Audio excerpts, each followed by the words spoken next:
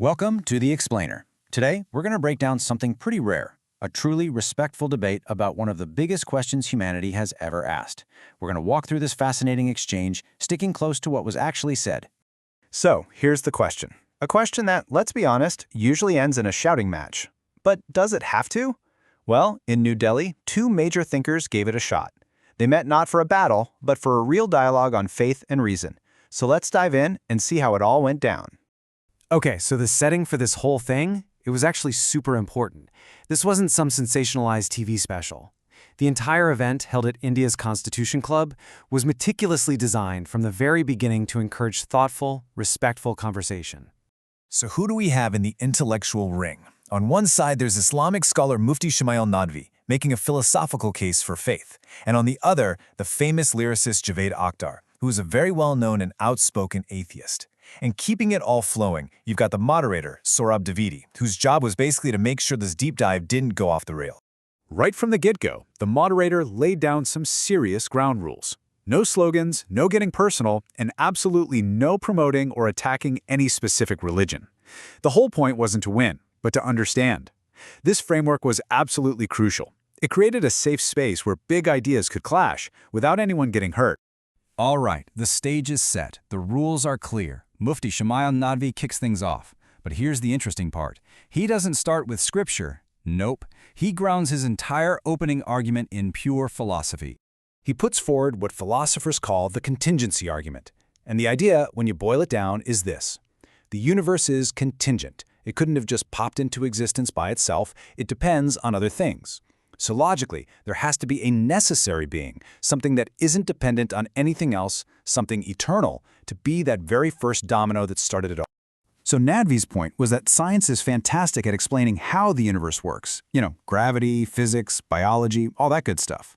But he argued philosophy has to step in to ask the much bigger question, why does it exist at all? For him, the incredible order and consistent laws we see everywhere point more to an intentional design than just pure random chance. And now, for the counter-argument. Javed Akhtar takes the floor, and he completely shifts the focus away from abstract philosophy and onto the very real, very concrete history of what humans have believed over the centuries. Akhtar's main angle, it's all about history. He makes the point that today's absolute truth has a funny way of becoming tomorrow's mythology. I mean, think about it. The gods of ancient Greece, Rome, Egypt, people once worshipped them as absolute reality. Now they're characters in history books. Then he draws this really sharp line in the sand between belief and faith.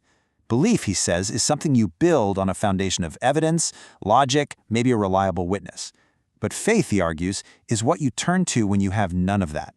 It's acceptance without any proof. So when he's challenged to disprove God's existence, Akhtar pulls out this classic philosophical idea, Russell's teapot. It's a brilliant little analogy. The idea is simple. If I tell you there's a tiny teapot orbiting the sun, too small to see with any telescope, it's on me to prove it. It's not on you to prove that it isn't there. The burden of proof is always on the person making the incredible claim. Okay, so we've heard the arguments for and against existence, but then the debate takes a turn. It moves from these big, abstract ideas to something deeply personal, tackling one of the heaviest questions out there, justice and suffering in our world. Akhtar really throws down the gauntlet here. He looks at the natural world and says, there's no justice there. A lion feels zero guilt for killing a gazelle. So from his point of view, our ideas of right and wrong aren't divine, they're human inventions, like traffic laws, created just to keep society from falling apart. But Nadvi fires right back at that. He argues that if you just reduce justice to whatever a group of people agrees on, you're heading down a really dangerous path. And he poses this powerful question. If a majority decides that oppressing a minority is right, does that actually make it just? His point is that for justice to mean anything, it has to be based on something higher than popular opinion. And then Akhtar hits on what's maybe the toughest question of all, the classic problem of evil.